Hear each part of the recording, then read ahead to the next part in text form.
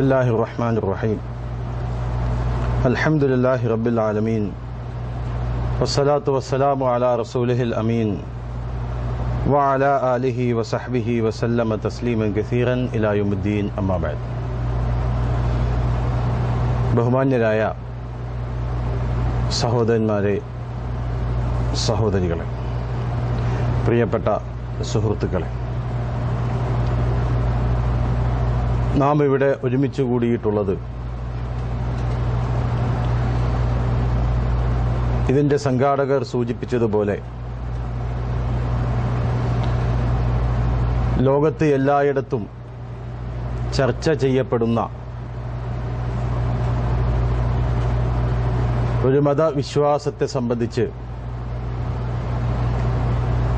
ചില കാര്യങ്ങൾ പരസ്പരം പങ്കുവെക്കുവാൻ വേണ്ടിയാണ് നാം ഇവിടെ ഒരുമിച്ച് കൂടിയതും ഈ കാര്യങ്ങൾ സംസാരിക്കുന്നതും വാദിക്കുവാനും ജയിക്കുവാനും വേണ്ടിയല്ല, മറിച്ച് അറിയാനും അറിയിക്കുവാനും വേണ്ടിയാണ്. ഒരു ഉദാഹരണത്തോടുകൂടെ ഞാൻ ആരംഭിക്കാം. മഞ്ഞ് മൂടിക്കെട്ടിയ ഒരു പ്രഭാതത്തിൽ സവാരിക്കിറങ്ങിയ ഒരു മനുഷ്യൻ കുറച്ചകലെ ഒരു രൂപം കാണുകയുണ്ടായി. അതെന്താണെന്ന് അയാൾക്ക് വ്യക്തമല്ല. കുറച്ചുകൂടി മുന്നോട്ട് ചെന്നപ്പോൾ ആ രൂപം ഇയാളിലേക്ക് കുറച്ചുകൂടി അടുത്തെടുത്ത് വരുന്നു. അയാളുടെ മനസ്സിൽ ഭയപ്പാടുണ്ടായി. കാരണം കൃത്യമായി അല്ലെങ്കിൽ വ്യക്തമായി എന്താണത് എന്ന് മനസ്സിലാക്കാൻ സാധിക്കാത്ത അവസ്ഥയിൽ ആരാണ് ശത്രുവായിരിക്കുമോ, തന്നെ അപകടപ്പെടുത്താൻ വേണ്ടി വരുന്ന ആരെങ്കിലും ആയിരിക്കുമോ എന്നൊക്കെയുള്ള ചിന്തകൾ അയാളുടെ മനസ്സിലേക്ക് കടന്നുകൂടി. ഭയപ്പാടോടുകൂടി മുന്നോട്ട് നീങ്ങുന്ന ആ മനുഷ്യൻ മുന്നോട്ട് നീങ്ങുന്തോറും ആ രൂപം അടുത്തടുത്ത് വന്നുകൊണ്ടിരിക്കുന്നു, കുറേശ്ശെ കുറേശ്ശെ വ്യക്തമാകുന്നു. വളരെ അടുത്തെത്തിയപ്പോൾ അയാൾക്ക് മനസ്സിലായി, ഭയപ്പെടേണ്ട ഒന്നല്ല അത്. തനിക്ക് വളരെ വേണ്ടപ്പെട്ട, താൻ സ്നേഹിക്കുന്ന, താൻ എപ്പോഴും തന്റെ കൂടെ ഉണ്ടാകണമെന്ന് ആഗ്രഹിക്കുന്ന ഒരാളായിരുന്നു അത് എന്നയാൾക്ക് മനസ്സിലാവുകയും അയാളെ കണ്ട മാത്രയിൽ അയാൾ ആലിംഗനം ചെയ്യുകയും ചെയ്തു. ഇത് ഞാൻ പറഞ്ഞു വെച്ചത് നമ്മുടെ വിഷയവുമായി ബന്ധപ്പെടുത്തിക്കൊണ്ട് ചില ധാരണകൾ, തെറ്റിദ്ധാരണകൾ നമുക്കുണ്ട്. എന്താണ് ഇസ്ലാം എന്നതാണ് നമ്മുടെ വിഷയം.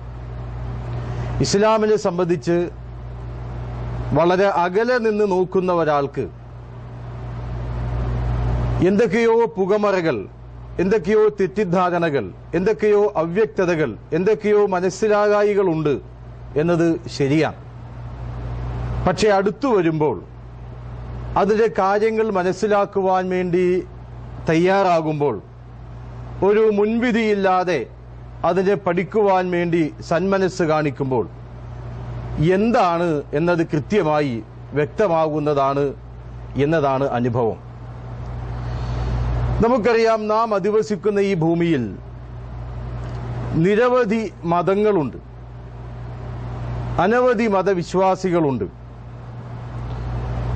സംസ്കാരങ്ങളും പ്രത്യയശാസ്ത്രങ്ങളും ചിന്താധാരകളുമൊക്കെ നിലവിലുണ്ട്. നാം ജീവിക്കുന്ന ഇന്ത്യ രാജ്യവുമായി ബന്ധപ്പെട്ടുകൊണ്ട് നോക്കിയാൽ ഹിന്ദുമതം ഇന്ത്യ രാജ്യത്തുണ്ട്. അതുപോലെ ക്രിസ്തുമതവും ബുദ്ധമതവും ജൈനമതവും സിഖ് മതവും ജൂതമതവും ഇസ്ലാം മതവുമുണ്ട്. അപ്പൊ ഇസ്ലാമിനെ സംബന്ധിച്ചിടത്തോളം നമ്മൾ മനസ്സിലാക്കേണ്ടത് ഇങ്ങനെയാണോ? ഒരുപാട് മതങ്ങളുണ്ട്. ആ മതങ്ങളുടെ കൂട്ടത്തിൽ ഒന്ന് ഇസ്ലാമും എന്ന് മനസ്സിലാക്കി വെച്ചിട്ട് അതതിന്റെ വഴിക്ക് പോകട്ടെ എന്ന ഒരു ചിന്താരീതിയാണോ നമ്മൾ സ്വീകരിക്കേണ്ടത്? അതല്ലെങ്കിൽ അങ്ങനെയുള്ള സമീപനമാണോ നമ്മൾ സ്വീകരിക്കേണ്ടത്? ഒരു കാര്യം നമുക്ക് ഉറപ്പിച്ചു പറയാം, ആധുനിക ലോകത്ത് അല്ലെങ്കിൽ വർത്തമാന കാലഘട്ടത്തിൽ ഏറ്റവും അധികം ചർച്ച ചെയ്യപ്പെടുന്ന മതം അത് ഇസ്ലാമാണ്.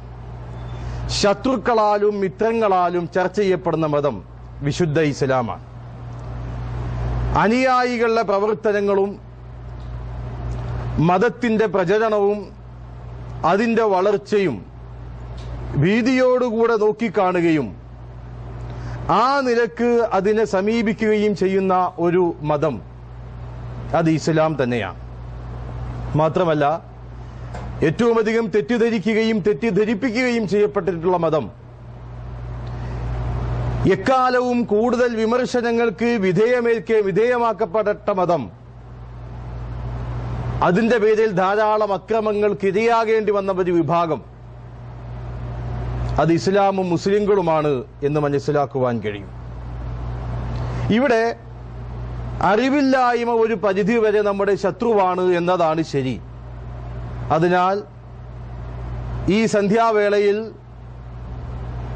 ഇസ്ലാമിനെ കുറിച്ച് വളരെ ചുരുങ്ങിയ രൂപത്തിൽ ചില കാര്യങ്ങൾ സംസാരിക്കുവാൻ വേണ്ടിയാണ് ഞാൻ ഉദ്ദേശിക്കുന്നത്. ഇസ്ലാമിനെ നമുക്കൊന്ന് പരിചയപ്പെടാം. എന്താണ് ഇസ്ലാം?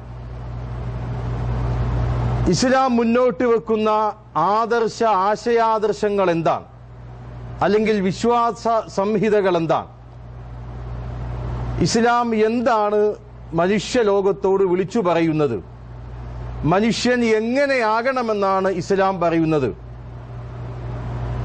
ഇസ്ലാം ഉൾക്കൊണ്ട മനുഷ്യൻ ആരാണ്? ഒരു മനുഷ്യൻ ഇസ്ലാമിനെ ഉൾക്കൊണ്ടുകൊണ്ട് ജീവിച്ചാൽ എന്താണ് അതുകൊണ്ടുള്ള നേട്ടം? ഈ കാര്യങ്ങളൊക്കെ ഇതുമായി ബന്ധപ്പെട്ടുകൊണ്ട് നമ്മൾ മനസ്സിലാക്കേണ്ടതുണ്ട്. നമ്മളെല്ലാവരും മനുഷ്യരാണ്. മനുഷ്യരായി നമ്മൾ ഈ ഭൂമുഖത്ത് പിറന്നു വീണു. ഈ ഭൂമുഖത്ത് നമ്മൾ പിറന്നു വീണത് യാദൃച്ഛികമെന്നാർക്കെങ്കിലും വാദമുണ്ടോ? അതല്ലെങ്കിൽ വെറുതെയാണ് നമ്മൾ ഈ ഭൂമുഖത്തേക്ക് പിറന്നു വീണത് എന്നാർക്കെങ്കിലും വാദമുണ്ടോ? ചില ആളുകൾ മുമ്പ് പറഞ്ഞു വെച്ചിട്ടുണ്ട്, ഇവിടെ ഞാൻ പിറന്നു വീണത് എന്റെ കുറ്റം കൊണ്ടല്ല, എന്റെ മാതാപിതാക്കൾ സന്ധിച്ചപ്പോൾ ഞാൻ ഉണ്ടായി, അല്ലെങ്കിൽ ഞാൻ ജനിച്ചു വീണു, അത് എന്റെ തെറ്റല്ല എന്നൊക്കെ ചില ആളുകൾ പറഞ്ഞു വെച്ചിട്ടുണ്ട്. വാദത്തിനു വേണ്ടി അങ്ങനെയൊക്കെ പറയാമെങ്കിലും സത്യത്തിൽ നമ്മൾ ഈ ഭൂമുഖത്തേക്ക് പിറന്നു വീണത് വെറുതെയല്ലല്ലോ. ഈ വിഷയത്തിൽ ഇസ്ലാമിനെ സംബന്ധിച്ചിടത്തോളം ഒരു വ്യക്തമായ കാഴ്ചപ്പാടുണ്ട്, വ്യക്തമായ നിർദ്ദേശമുണ്ട്. മനുഷ്യന്റെ സൃഷ്ടിപ്പിന്റെ ലക്ഷ്യം എന്താണ് എന്ന് ഇസ്ലാം മനുഷ്യരോട് പറയുന്നുണ്ട്. അതുകൊണ്ട് തന്നെ ഇസ്ലാം ആ വിഷയത്തിൽ മനുഷ്യ സൃഷ്ടിപ്പിന്റെ ലക്ഷ്യം സാക്ഷാത്കരിക്കുന്നതിന് വേണ്ടി മനുഷ്യന് ആവശ്യമായ മാർഗനിർദ്ദേശങ്ങൾ ഇസ്ലാം നൽകുന്നുണ്ട്. ആ മാർഗനിർദ്ദേശങ്ങൾ സ്വീകരിച്ചുകൊണ്ട് നമ്മൾ മുന്നോട്ട് പോവുകയാണെങ്കിൽ നാം എന്തിനു വേണ്ടിയാണോ ഈ ഭൂമുഖത്ത് സൃഷ്ടിക്കപ്പെട്ടത് ആ ലക്ഷ്യം നമുക്ക് സാക്ഷാത്കരിക്കാൻ കഴിയും. എന്താണ് ഇസ്ലാം? ഇസ്ലാം എന്ന് പറഞ്ഞാൽ മനുഷ്യ സൃഷ്ടാവായ ദൈവം മനുഷ്യന്റെ വിജയത്തിനും നന്മക്കും മരണാനന്തര മോക്ഷത്തിനും വേണ്ടി തന്റെ ഇഷ്ടദാസന്മാരായ ദൂതന്മാർ മുഖേന പഠിപ്പിക്കുകയും ആദിമ മനുഷ്യനായ ആദമിൽ തുടങ്ങി അന്തിമ പ്രവാചകനായ മുഹമ്മദ് നബി സല്ലല്ലാഹു അലൈഹി വസല്ലമയിലൂടെ പൂർത്തീകരിക്കുകയും ചെയ്ത ദൈവീക മതമാണ് ഇസ്ലാം. മനുഷ്യൻ തന്റെ ജീവിതം മുഴുവൻ ആ സാക്ഷാൽ ഏകദൈവത്തിന് സമർപ്പിക്കണമെന്നും അവന്റെ ആജ്ഞാനുവർത്തിയായി ജീവിക്കണമെന്നും ഇസ്ലാം നിർദ്ദേശിക്കുന്നു. അതിലൂടെ മാത്രമേ മനുഷ്യന് സമാധാനവും ശാന്തിയും മരണാനന്തര മോക്ഷവും ലഭിക്കുകയുള്ളൂ എന്ന് ഇസ്ലാം ലോകത്തോട് പറയുന്നു. അപ്പൊ ഇസ്ലാം എന്ന് പറഞ്ഞാൽ ദൈവം മനുഷ്യർക്ക് വേണ്ടി നിശ്ചയിച്ച മതമാകുന്നു. ദൈവം അവന്റെ സൃഷ്ടികളായ മനുഷ്യർക്ക് വേണ്ടി നിശ്ചയിച്ച മതമാകുന്നു ഇസ്ലാം. ഇസ്ലാം എന്ന വാക്കിന്റെ അർത്ഥം സമാധാനം, സമർപ്പണം എന്നതാണ്. ആ ഇസ്ലാം ഉൾക്കൊണ്ട ഒരു മനുഷ്യനാണ് മുസ്ലിം. മുസ്ലിം എന്ന വാക്കിന്റെ അർത്ഥം സർവവും ദൈവത്തിന് സമർപ്പിച്ചവനെന്നാണ്. ജീവിതം ദൈവത്തിന് സമർപ്പിച്ചവനാണ് മുസ്ലിം. അതുകൊണ്ട് തന്നെ ഇസ്ലാമിനെ സംബന്ധിച്ച് അത് ഏതെങ്കിലും ഒരു രാജ്യത്തിന്റെയോ ഏതെങ്കിലും ഒരു ദേശത്തിന്റെയോ ഏതെങ്കിലും ഒരു പ്രത്യേക ജനവിഭാഗത്തിന്റെയോ ഏതെങ്കിലും ഒരു വ്യക്തിയുടെയോ മതമല്ല. അതാണ് അതിന്റെ ഏറ്റവും വലിയ പ്രത്യേകത എന്ന് നാം മനസ്സിലാക്കണം. ഇസ്ലാം ഒരു രാജ്യത്തിലേക്ക് ചേർത്തുകൊണ്ട് ഇന്ന നാടിന്റെ മതം എന്ന് അറിയപ്പെടുന്നില്ല. അതിനെക്കുറിച്ച് അങ്ങനെ പറയാവതല്ല. ഏതെങ്കിലും ഒരു പ്രത്യേക വിഭാഗത്തിലേക്ക് ചേർത്തുകൊണ്ട് ഈ ആളുകളുടെ മതം എന്നതിനെക്കുറിച്ച് പറയാവതല്ല. ഏതെങ്കിലും ഒരു വ്യക്തിയിലേക്ക് ചേർത്തുകൊണ്ട് ആ വ്യക്തിയാണ് ഇതിന്റെ സ്ഥാപകനെന്നും അയാളുടെ മതമാണിത് എന്നും അതിനെക്കുറിച്ച് പറയാവതല്ല. അതുകൊണ്ട് ഇപ്പൊ നിങ്ങൾ നോക്കൂ, ഉദാഹരണമായി ഹൈന്ദവ മതം അല്ലെങ്കിൽ ഹൈന്ദവ ധർമ്മം നാം അധിവസിക്കുന്ന നമ്മുടെ രാജ്യമായ ഇന്ത്യയിൽ ജീവിക്കുന്ന ഭൂരിഭാഗം ആളുകളും ഈ മതത്തിൽ വിശ്വസിക്കുന്നവരാണ്.